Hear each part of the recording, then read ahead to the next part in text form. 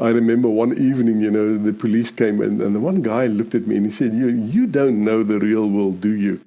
And he said, tonight we'll go and show you the real world, and I went on a police patrol that evening. And they did their best to show me, the real world. And I remember coming home and I saying to my wife, I said, I knew, there were some bad things in the world, but I really didn't expect this. It was overwhelming. Just seeing the pain and the hurt and the criminality and the brokenness of people. That was really an eye opener for me. But somehow it was really helpful also for me to have that introduction into life, as this policeman put it.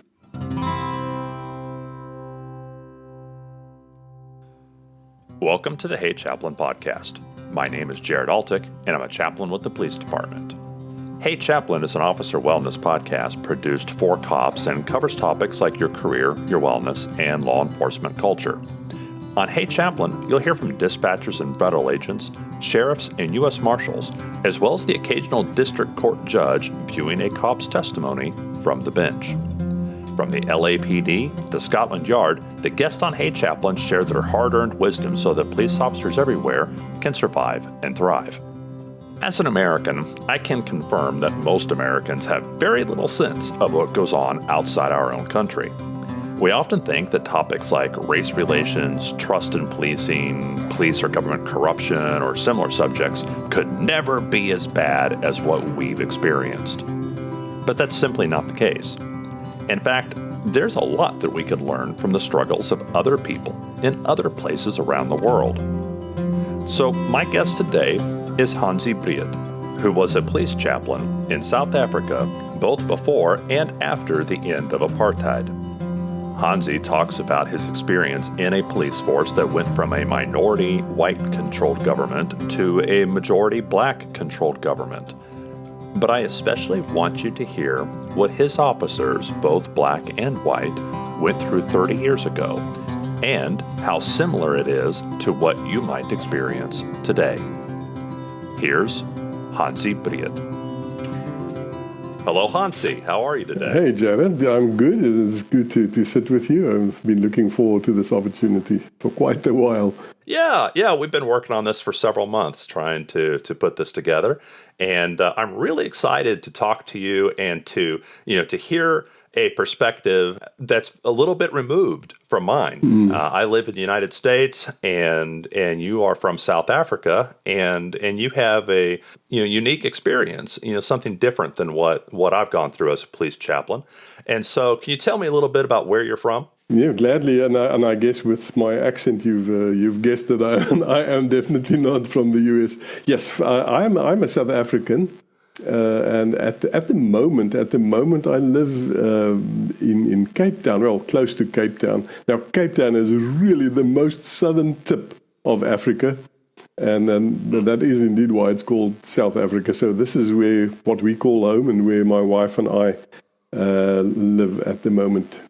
English is my second language, so I actually speak Afrikaans, which is from the Dutch. But we have 11 official languages in South Africa, and so it's the 11, let's call it, tribes that make up our nation, and they have interesting names like the Xhosa and the Zulus and the Swazis, and then a huge portion of English-speaking people. So that would be the makeup of our country. Quite a diverse, very, very diverse group of people. Actually, Bishop Desmond Tutu actually referred to South Africa as a rainbow nation, and it is.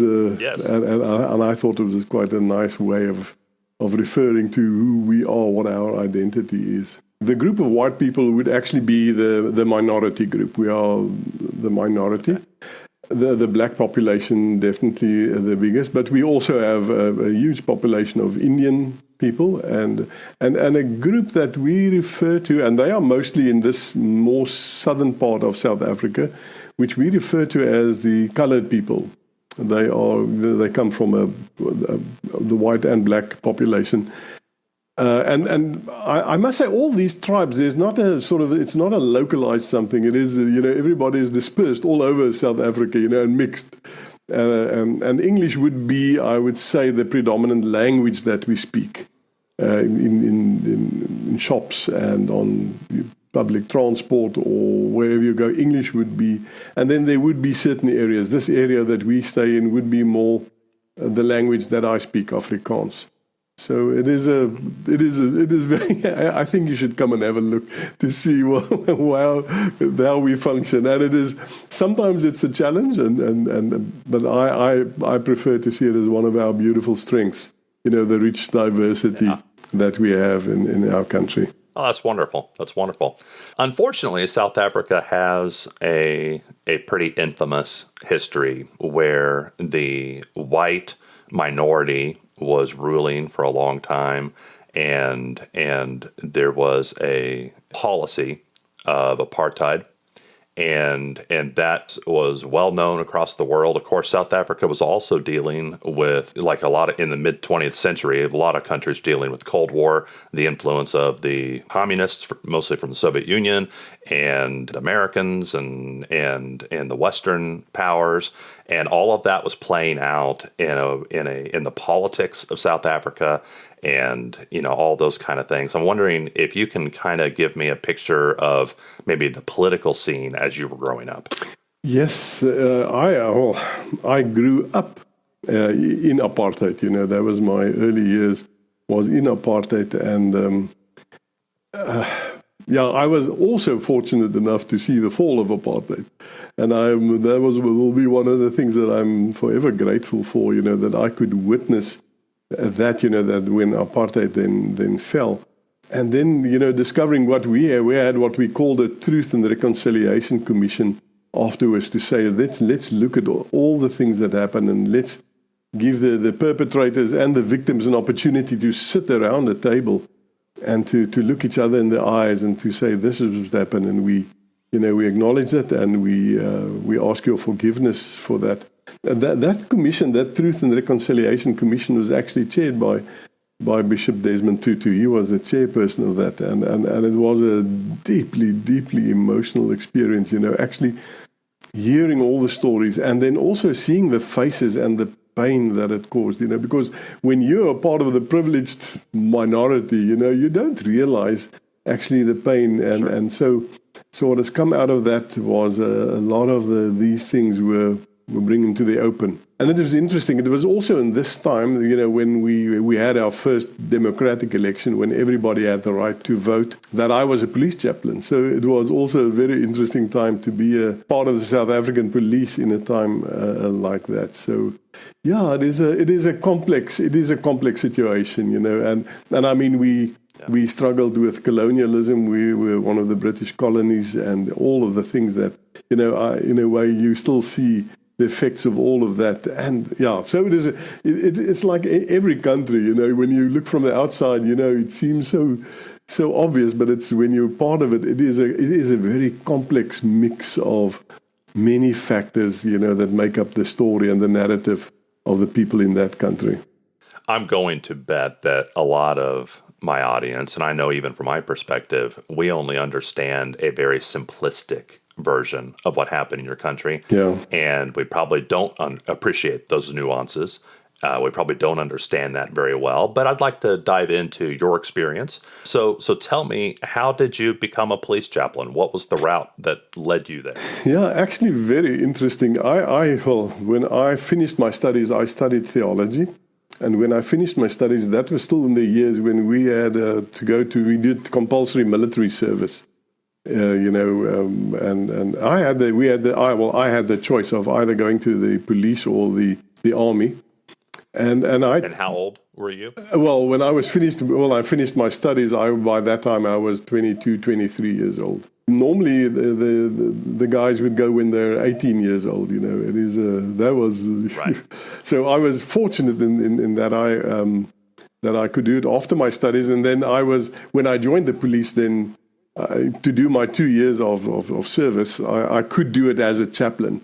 So that was really helpful. And even reflecting on my life, I realize how important those 2 years were. You know, when you study at the university, it's like a bubble you live in. You know, you think of the world like that. And then when I came out and was part of the police, I remember one evening, you know, the police came and the one guy looked at me and he said, "You don't know the real world, do you?" And he said, "Tonight we'll go and show you the real world," you know. And I went on a police patrol that evening, and they did their best to show me, you know, the real world. And I remember coming home and I saying to my wife, you know, I said, you know, I knew, you know, there were some bad things in the world, but I really didn't expect this. You know, it was overwhelming. You know, just seeing the pain and the hurt and the criminality and the brokenness of people. That was really an eye opener for me. But somehow it was really helpful also for me to have that introduction into life, as this policeman put it. And about what year would that have been? That would have been in that's quite a long time ago. That was about 1984, 85. Okay. Yeah. Okay. So mid 1980s. Yep. Yeah. But for that experience, yeah. And that's during apartheid. So the police. First of all, how did you choose to go to the police and not the army? Was it your choice, or? We had a choice. Somehow we had a choice. Now reflecting, I don't even know how we got the choice. And somehow I thought, you know, the army. I don't see myself as this typical soldier, you know. And I thought, there is something of the police that. That's really attractive to me, in the sense that, you know, the people, the policemen, they do work with the real life. You know, that's their everyday life, and I think that's the thing that attracted me to make that choice, to say I would rather go to the police, and maybe I could help there. The police force at that time, this is a national police force, is that correct? Correct. Yes, correct. Yeah. Okay. Was the police force entirely white, or was it mixed at that point? No. It was a mixed. It was a mixed police force. It definitely was. I don't think that the leadership structure reflected that well, but it was still. It was there were all different races included in the police force, which I found really also very helpful for me to grow in my sensitivity for what was going on really in the world. Because being a chaplain, I remember in the time in the apartheid years when we started to open up and there was the talk of the democratic elections. It is the strange thing, you know, and maybe it's true all over the world, you know, that because the police enforced the law, you know, there were lots of riots and protests, and they become really violent. The police somehow becomes the target, you know, and at that time it really didn't matter whether it was white policemen or black policemen or whatever, you know. And I remember very vividly, you know, standing with a black policeman, and they burned down his house. And I was standing outside his house with him, you know, and I just sensed this tremendous pain, you know, that he was experiencing, because somehow he was part of that thin blue line protecting, you know, people from all of this, and he became a target. So it was at that time the black policemen were definitely part of the police. And now they would be by far the majority of the policemen would be black, and the senior officers would also reflect our story now. Was it difficult for your black officers before apartheid to be associated with the government? It was. Many of them, you know, they in the places where they lived, you know, they were challenged. Many of them were challenged, you know, and people would say, you know, that you are there's a word the black people use. They would say you're an impimpi. An impimpi is, you know, you tell, you know, you go to somebody and you tell them all the stories, and they would say you black policemen are actually the impimpis. You know, you go to the white people and you're on their side actually, but you pretend that you're one of us. So they were in a very, very difficult position in that time, and it was for me a special time building good relationships with them exactly in a time like that. I know that in South African police history that there have been some very ugly moments. Yeah. There have been, brutality during riots and even murders and kidnappings and things like that had happened here and there. That will taint an entire police force. Yeah. Even if that's not the everyday experience, even if most of your officers are just trying to be good police officers. Correct. That those acts of evil taint the entire police force. How do you think that affected your white officers during apartheid? Did they were obviously associated with some of these horrible things that were happening. Yeah. How did they manage that? How did that affect them? Yeah. Yeah, many of those stories actually came out in our Truth and Reconciliation Commission.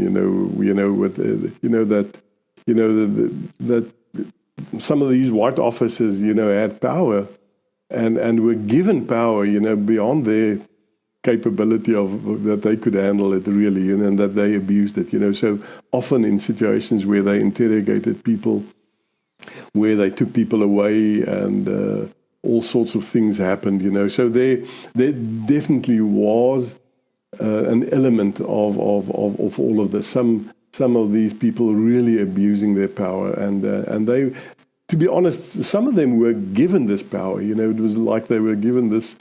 You could do almost everything you want to do, sort of orders. And just for the sake of the good. Everybody was thinking this is for the good. If we do this is good. And obviously there were people that abused that, and it's true.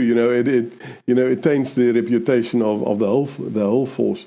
So it was. It is a difficult thing holding these almost extremes, because by far the majority of the policemen are people that are called to do this work because they want to serve and they want to protect the people. That's absolutely their calling. But in reality, that wasn't always the case. And it's difficult even remembering that. Yeah. So about what year? Help me paint a picture of how apartheid ended. About what year did that come to an end, and did things change in your country? Yeah. Well, the first democratic election was held in 1994. That was when the official election was held.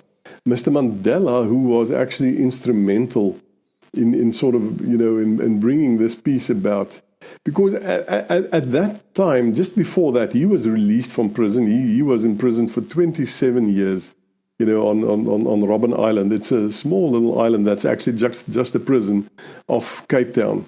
And he was held in that prison for 27 years, and eventually then when all of the discussions and negotiations came to a point, I think there was a political sense that this could not continue. It will not continue, And eventually he was, a few years earlier, he was then released, and they started to, negotiate a new constitution. And I believe to this day that he was absolutely instrumental, because we were on the edge of a bloody revolution. There is no doubt in my mind, and somehow, he came out of the prison after 27 years saying, we need to forgive, otherwise we remain in prison. It took the wind out of the sails of all the radicals and the revolutionaries, and somehow, that was, and it was a miracle. It was a miracle that we had a peaceful first democratic election, and How did that affect your police officers during that time? Did the white officers want to stay with the police when the whole government was changing? Yeah. Did they want to stay with that? Did they want to all resign and do something else? I mean, was there can you describe what that atmosphere was like for the white officers who were losing some of that power and privilege? I think for a lot of them, it was a very difficult time. I remember in the one place that I served, there was a guy. He was the head of the security branch of that area that we were. And so after the election, they said, well, now you need to incorporate some of the people that were actually that were your opponents. And they were labeled as terrorists. That was what you would call them. You would call them terrorists. And they had to be incorporated into that unit that was the unit that actually fought them, for a lack of a better word, and now they had to be part of of that unit. So for many people it was difficult, it was difficult, and denying that, would not be truthful. So it was difficult for many people, and then lots of changes happened in the police, and for many people, many remained, many people left. The police force looks totally different at the moment. How long were you a chaplain? 10 years. I was a chaplain for 10 years, yeah. Yeah, it wasn't 10 consecutive years. There were breaks in between.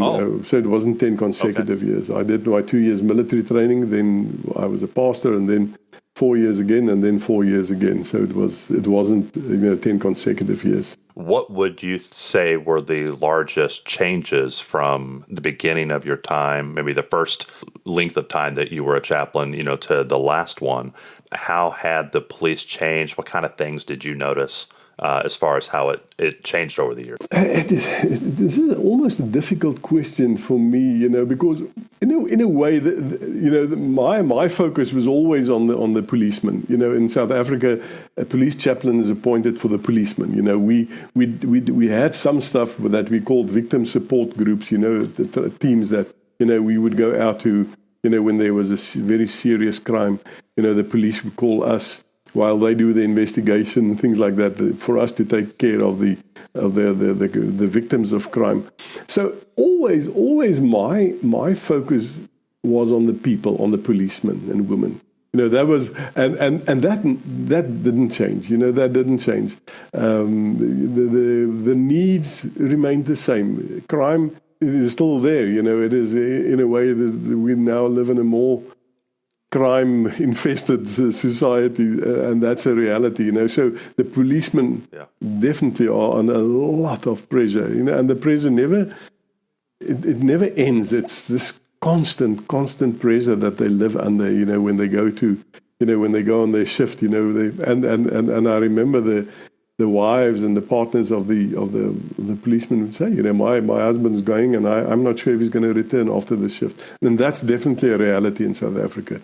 The policemen still are a target. So answering your question, I would say from my perspective, working with the people, it remained the same. I passionately care for the well-being of the policemen and women, and that they thrive in what they've been called to do. Here in the United States, when the pressure of doing police work affects an officer, we see a lot of alcohol abuse. That's a relatively common thing with police officers. We see a lot of divorce, and we see also a lot of depression and sometimes suicide. What kind of things did you see, or what did you think was more prominent as far as how the pressure of police work affected your officers? So while you were listing these things, I was waiting for all of them. I was waiting for all of them because it's exactly the same. It is exactly the same. They struggle. When you live under these constant pressures, where your authority is constantly, questioned. When I was thinking as I prepared for our talk today, I was thinking, nobody calls the police and say, everything is going well. I just wanted you to know everything is going well.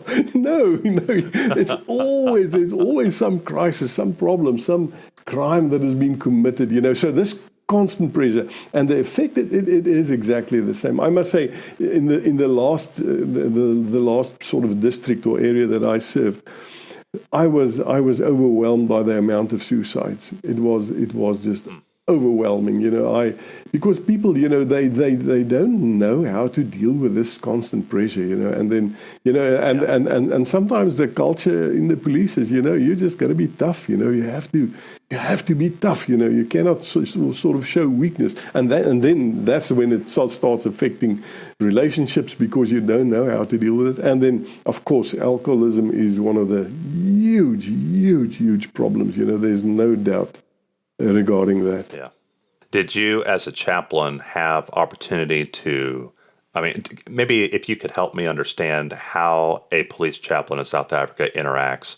Did you have an office that they would come to? Did you go to them?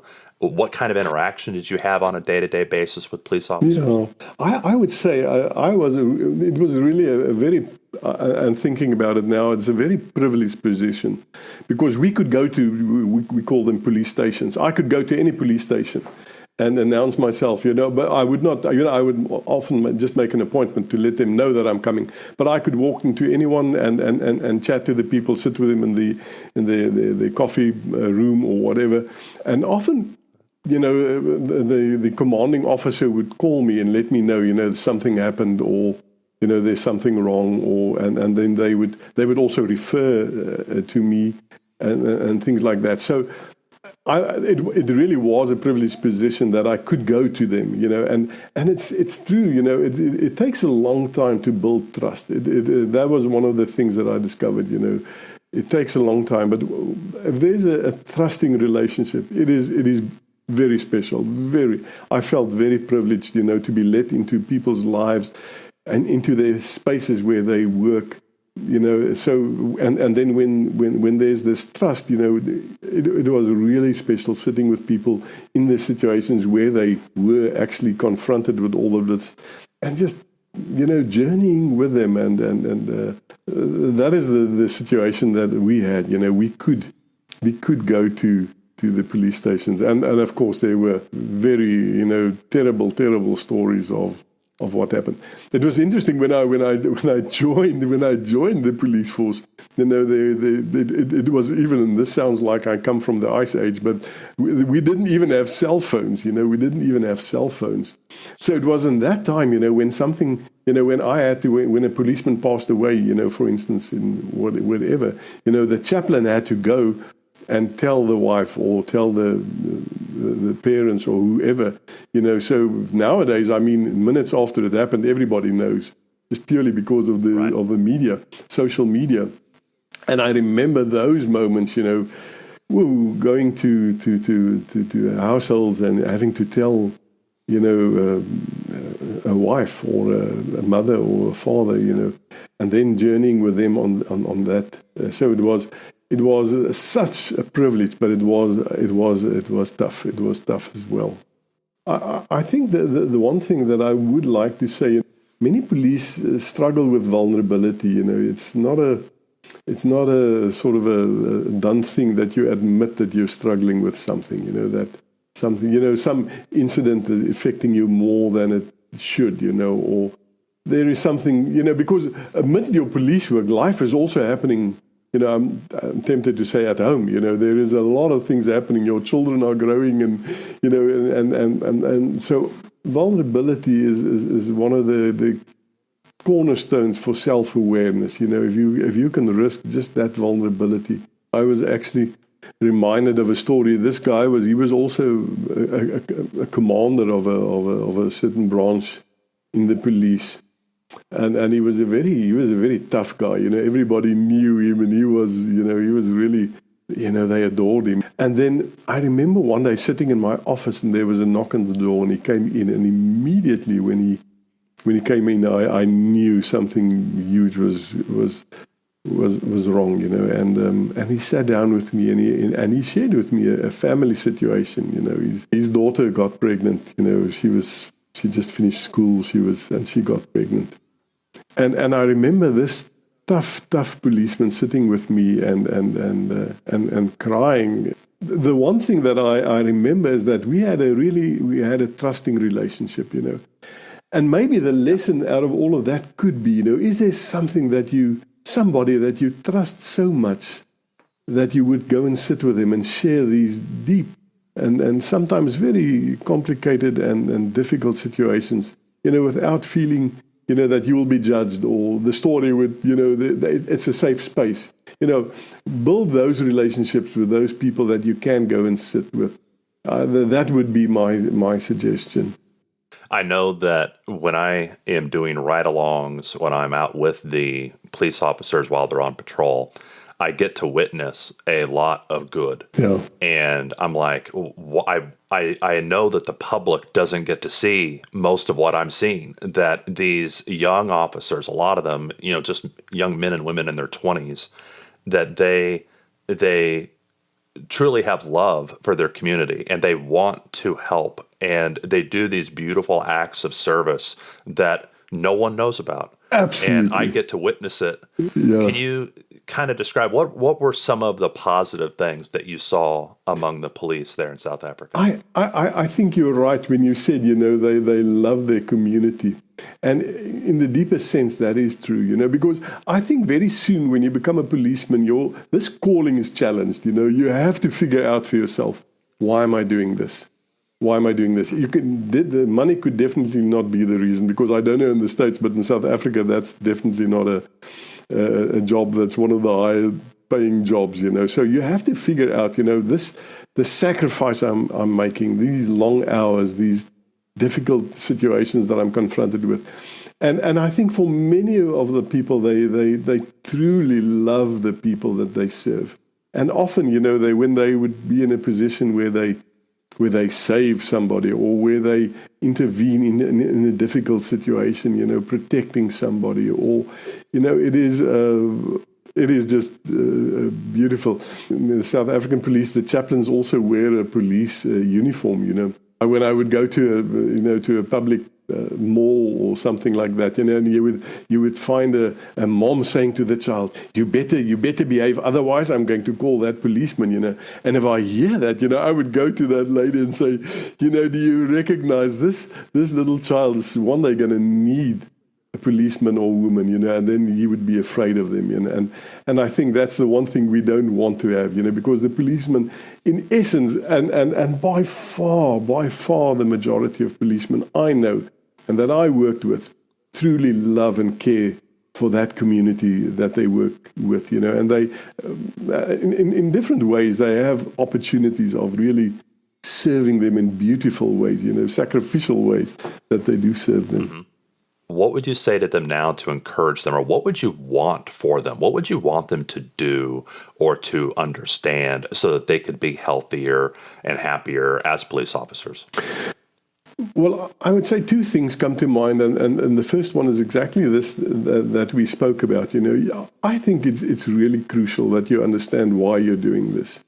What is really your deepest reason for doing this? You have to make sure of that calling. You have to see it as this opportunity for you to serve.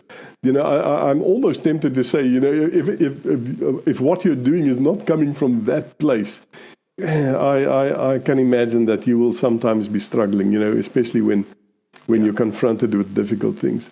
But the other thing, and you've hinted to that actually already a lot, and this is this topic of self-care, And the interesting thing is we know all of that. The policemen know all of that they need to take good care of themselves, and I want to urge people to really make sure that you care for yourself well. What that looks like in your case, of course, it's a very individual thing. You have to. I think physical exercise is a wonderful way of getting, rid of all these stress hormones that build up in your body. Do some physical exercise. Do something that helps you take care of that. But give other people, and not necessarily policemen and women, give other people permission to speak into your life. Other people, often from the outside, people see things that we just have a blind spot for it. Allow those people to speak into your life and to ask you these difficult questions about how you're doing and how you're coping. And it's true, some of our coping mechanisms are not healthy, and allow people to speak into that. And I would say, and that's the one thing, one of the dangers I saw in policemen and women, is that because they are constantly working with people that they are very suspicious about, and they can become almost cynical. So what they do is they band together as policemen, us against them, and so they this little band of policemen, they do everything together. They work together and they experience difficult things together, but then they relax together. They play together. Some of them even go on holidays together. And one of my suggestions would be, find someone somewhere outside this world, the world is also bigger, and I, find people doing other things. There are other worlds that exist that are just so helpful as you take care of yourself. That's excellent. I think that's really good, and it's fascinating to me how similar your experience with the police in a different country is to the experience I'm having with police here in Kansas City. Yes, and so it's remarkable how similar the dynamics, the emotions, the difficulties, the types of problems. It's almost universal. It is, isn't it? Isn't it? Definitely, yes. A lot of my police officers, they serve communities that don't trust the police. Yeah.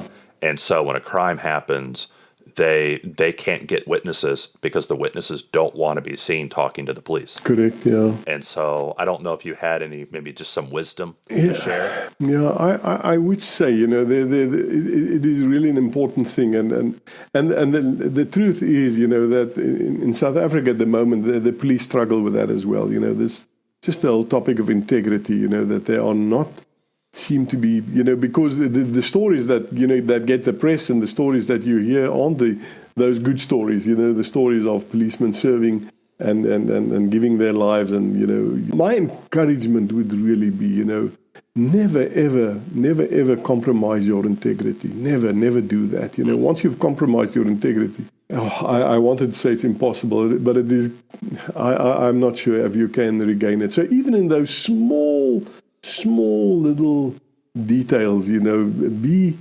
consistent in what you believe and never compromise that. There are so many stories that I remember, and they stand out.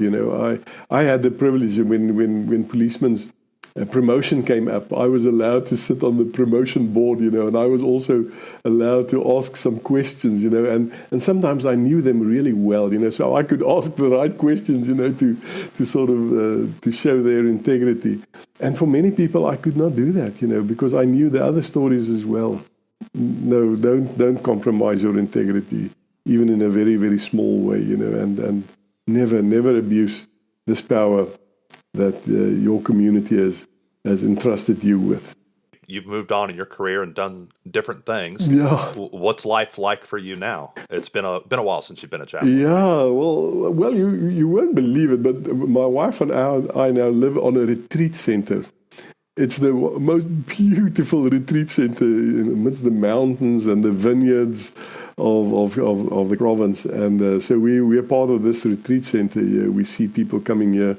That's a good thing to do. Go for a retreat for the policemen. Go for a retreat, break away, and sit with someone. Yeah. So no, we live on this retreat center. My wife is an artist, and she enjoys doing what she does. And I see people, and it is just a beautiful, beautiful time in Cape Town, or close to Cape Town. Thank you, Hansie. It has been a pleasure to talk to you, and I'm just so thankful for your service to police officers and all the good work you've done to help people ever since as well. Thanks, Jared. This was such a privilege being with you, and thank you for inviting me. I want to thank Hansie because I believe that this interview accomplished exactly what I was hoping it would do. It's common for people to take a simplistic look at a group that we've labeled as the bad guys and dismiss them all as tarnished by that evil reputation. And yet Hansie, in his tender and compassionate way, shows us a picture of South African police both before and after the end of apartheid. And instead of seeing wall-to-wall monsters and villains, we just see cops. Cops who are struggling with stress and fear and feeling alienated from the people that they serve, and cops who are just trying to be good police officers and get home safe each night. I don't want to excuse or dismiss evil behavior anywhere, no matter who is behind it. But it does bring some comfort to see a good policeman just being a good policeman, regardless of nationality, language, or skin color. On the next episode of Hey Chaplain. Yeah, so I said, I'm just going to take it seriously. Even though my Spanish teacher said I have no aptitude, I'm going to do this. And using those techniques and being around it all the time, well, also I had to be able to testify in court, so I had to be good. you right, know? Right. And so when I first started going to court, and they're like, what formal training do you have in Spanish? And I really couldn't show them my D from high school, you know? I was like, I got to do something. So I went down and took the Spanish CLEP test and got maximum credit for it. So I started showing that. And the defense attorney started to attack me, so I had to get better. You know, I did thousands of translations in my career and have never been successfully challenged in court. The views expressed here are the personal views of the host and our guest and do not necessarily represent the views of any law enforcement agency or its components. If you like this episode, please share it with a cop or someone who loves a cop. Thank you for listening to Hey Chaplain, and as always, pray for peace in our city.